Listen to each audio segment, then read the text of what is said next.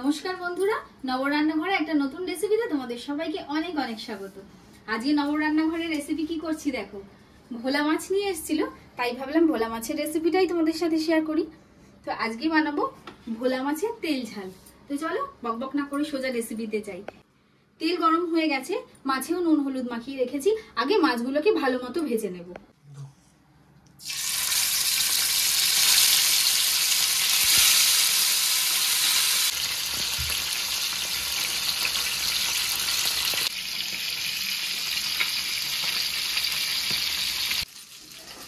মাছ ভাজা হয়ে গেছে ভালো করে, এবার মাছগুলোকে তুলে নিচ্ছি। মাছ ভাজা হয়ে গেছে, ওই তেলের মধ্যে ফোড়ন দিয়ে দেবো শুকনো লঙ্কা আর কালো জিরে।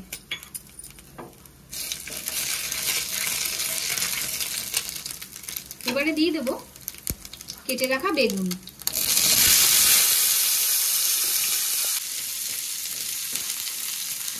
বেগুনটা হালকা নেড়ে চেড়ে নিয়েছি, এর মধ্যেই দিয়ে দেবো একদম কুচি করে কেটে রাখা পেঁয়াজ। পেঁয়াজ আর বেগুন ভালো করে ভাজা ভাজা করে নেব। এবারে পেঁয়াজ আর বেগুনের মধ্যে দিয়ে দিচ্ছি নুন। নুন দিয়ে দিলাম আর দিয়ে দিচ্ছি হলুদ গুঁড়ো। এবারে ভালো করে পেঁয়াজ আর বেগুনের সাথে নুন হলুদ ভেজে নেব।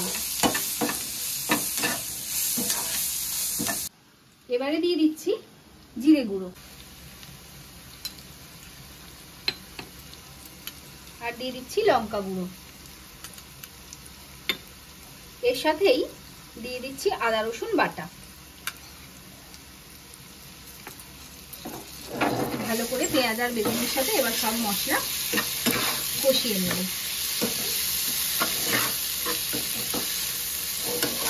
এবারে দিয়ে দিচ্ছি সামান্য চিনি। মশলা খুব ভালো মতো কষানো হয়ে গেছে, সাইড থেকে তেলও ছেড়ে দিয়েছে, এমনকি মশলার কাঁচা গন্ধও চলে গেছে। এবারে অল্প অল্প জল দিয়ে কষাবো।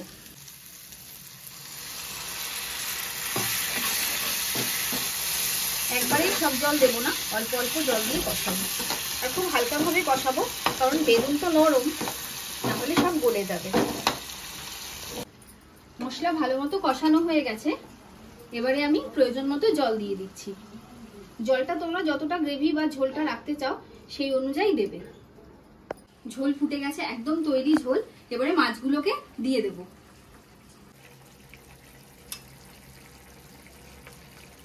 একটা একটা মাছ নিয়ে সাজিয়ে দেব।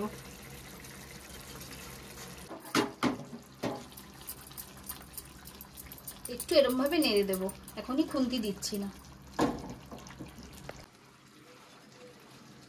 ভোলা মাছ তো এমনিই নরম মাছ, ভাজার সাথে সাথেই মাছ সেদ্ধ হয়ে যায়।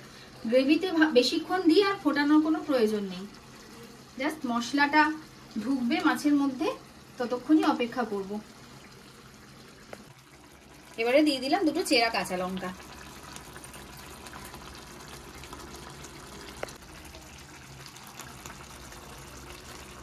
মাছ কিন্তু একদম তৈরি। গ্যাসের ফ্লেমটা অফ করলাম, জাস্ট মিনিট 5 অপেক্ষা করব, তারপর গরম ভাত নিয়ে বসে যাব খেতে। আমি সবসময় ভাত প্রেফার করি, তোমরা দেখবে আমি যে কোনো খাবারের সাথে ভাতটাকে অ্যাড করি, ভাত ছাড়া আমার চলে না।